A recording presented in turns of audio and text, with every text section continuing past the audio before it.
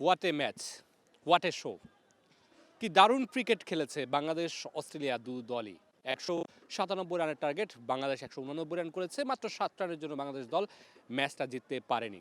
কিন্তু ইন্টেন্ট ছিল বাংলাদেশ দলের সবচেয়ে ভালো। ভালো অ্যাপ্রোচ ছিল, জয়ের মানসিকতা ছিল। ব্যাটাররা কোনো কিছু না ভেবে গুড ইন্টেন্ট নিয়ে ম্যাচটা খেলেছেন। সাফল্য হয়তো আজকে আসেনি, তবে এই যে ইন্টেন্টটা বাংলাদেশ দল দেখিয়েছে, ব্যাটাররা যে ইন্টেন্টে ব্যাটিং করেছে, সেই ইন্টেন্টটা সবচেয়ে বেশি জরুরি টি-20-তে। আজ না হয় কাল জয়টা আসবে। এই অ্যাপ্রোচে ক্রিকেটটা খেলতে পারলে বাংলাদেশ দল আজকে অল্পের জন্য হেরে গেছে।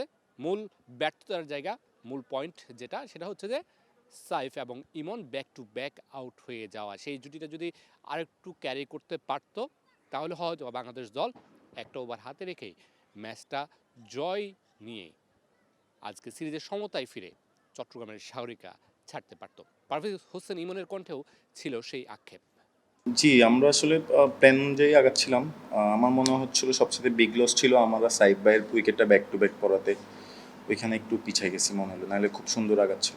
লম্বা খেললে ভালোই তো আমাদের জন্য, বাট আমরা তো আসলে মানুষ, সো সামটাইমস মিস্টেক্স হয়ে যায় আমাদের ধারায়। সো আমি আমি আশা করি যে উনি হয়তো বা নেক্সট ইনিংসে এখান থেকে বাইরে আসবে। ব্যাটারদের স্ট্রাইক রেটটা ছিল চোখে পড়ার মতো। তানজিদ তামিমের 200 স্ট্রাইক রেট, শামীম হোসেন পাটোয়ারি ছাড়া বাকি সবাই 120 প্লাস স্ট্রাইক রেটে ব্যাট করেছেন। সেখানে বেশ কয়েকটা 160 প্লাস স্ট্রাইক রেটও আছে। কিন্তু দিন শেষে প্রত্যাশার যে চাপটা ছিল আব্দুল গাফফার সাকলাইনের উপরে, সেটা তিনি পূরণ করতে পারেননি। বল হাতে 50 প্লাস রান দিয়েছেন, ব্যাট হাতে শেষ দিকে এসে বেশ কিছু ডট বল খেলেছেন।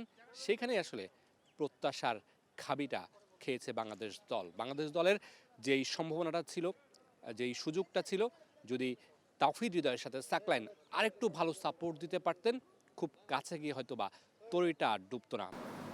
না, ওর উপরে এক্সপেকটেশন আছে, বাট ও মাত্র দুইটাই ইন্টারন্যাশনাল ম্যাচ খেলছে। খুব বেশি এক্সপেক্ট না না করাই ভালো। ও একটু যত আর্লি সেট হইতে পারে আর কি। আর এমনি ঘরোয়া ক্রিকেটে তো ও খুব মাশাল্লাহ ভালো ব্যাটিং করে। সো ওইখান থেকে আসলে হয়তো বা ও এরকম এক্সপেকটেশনটা আমাদের সবার মধ্যে রাখছে যে সাকলাইন আসলেই বড় বড় ছয় মারবে। সো আশা করি ইনশাল্লাহ নেক্সট ম্যাচগুলোতে ইনশাল্লাহ নিজেকে ওই জায়গায় ভালোভাবে ইউটিলাইজ করবে। বাংলাদেশ সিরিজটা হেরেছে, তবে আশার একটা ছাপ রেখে দিয়েছে তৃতীয় টি-20-তে আবারও কামব্যাক করার। তৃতীয় টি-20টা জিতে বাংলাদেশ দল সিরিজে অন্তত একটা টি-20 হলেও জিততে চায়। লিটন কুমার দাসকে বাংলাদেশ দল মিস করেছে।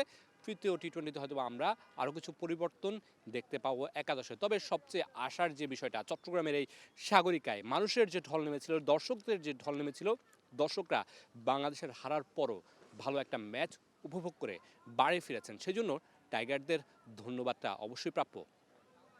Mamunur Rashid, star play, Chittagong.